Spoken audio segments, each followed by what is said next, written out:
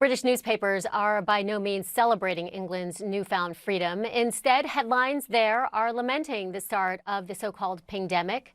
The Telegraph called Freedom Day a farce. The Daily Mail called for the Prime Minister to see sense on the ping-demic. Both headlines refer to a National Health Service app for tracking, tracing, and isolating potential COVID carriers. That app has already notified or pinged more than 500,000 people in the first week of July. That's forced workers to self-isolate and businesses to temporarily close. Even a public transit line was affected over the weekend. British nightlife is having a particularly hard time getting restarted. Boris Johnson says people will need to be fully vaccinated with 2 shots to get into nightclubs and large venues by the end of September. Last month, a government survey found that fewer than 1 in 5 pubs, bars, and restaurants have high confidence they will survive that long. In a similar survey taken in April, nearly half of other kinds of businesses said they could survive another 3 months. Shevaun Haviland is the Director General of the British Chambers of Commerce, and she joins me live. I'm grateful for your time today. Good to see you. Hi, Alison. Great to be here. So it's clear everybody is ecstatic, or most people who are sick of lockdown, that COVID restrictions, they've been lifted, mask mandates have been lifted, yet we are seeing this rise in cases with the Delta variant causing all this nervousness. I want to hear from you what the thinking is from businesses in England. Are there doubts about fully reopening at this point and just kind of throwing caution to the wind? I would say that our businesses, our members are pleased that we've got to this stage of the roadmap, that restrictions have now been lifted. However, of course, the onus has moved onto them in terms of what restrictions they want to keep in place. And of course, they want to keep their employees and their customers safe. So you will see, restrictions in place, some restrictions still in place for various businesses. That, of course, will vary depending on the sector. As you pointed out, nightclubs have been entirely closed and now can open, and there have been severe restrictions for things like theatres and cinemas. So if you're coming to work in a business, and remember, not all people can work from home, we know that about 75% of offices will continue to have some of their staff working from home for probably about the next 12 months.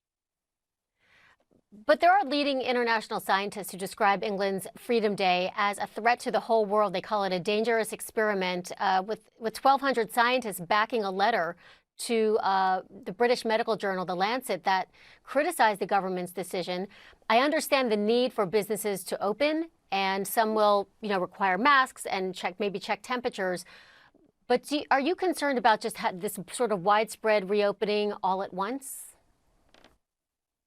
We will follow public health guidance from the government. It's up to our businesses to make sure they've got the right restrictions in place in their premises, that they know their employees and their customers will be safe.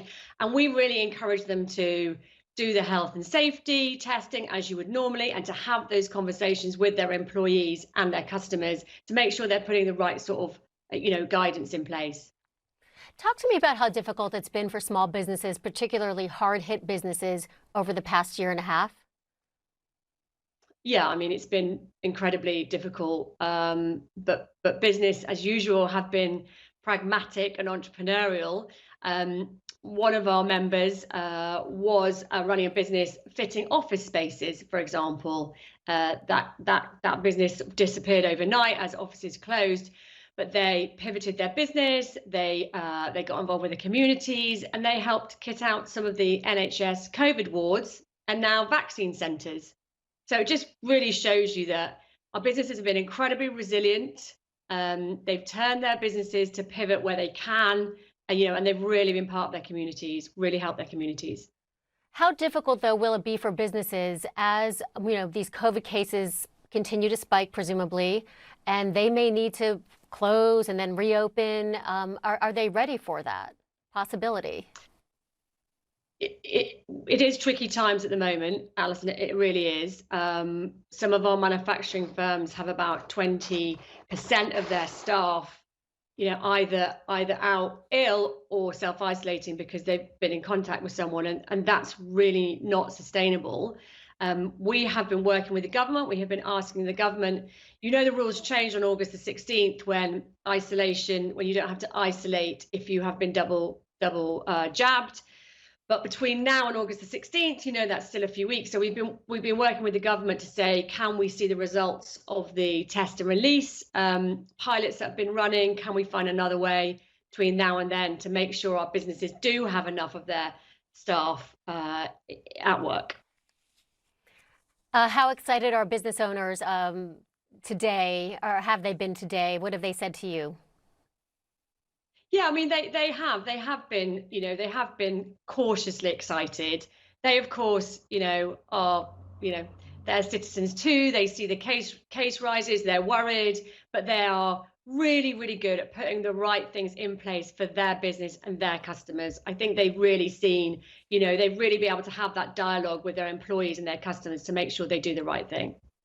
Okay, Shevaun Haviland, Director General of the British Chambers of Commerce, thanks for your time today. Thank you.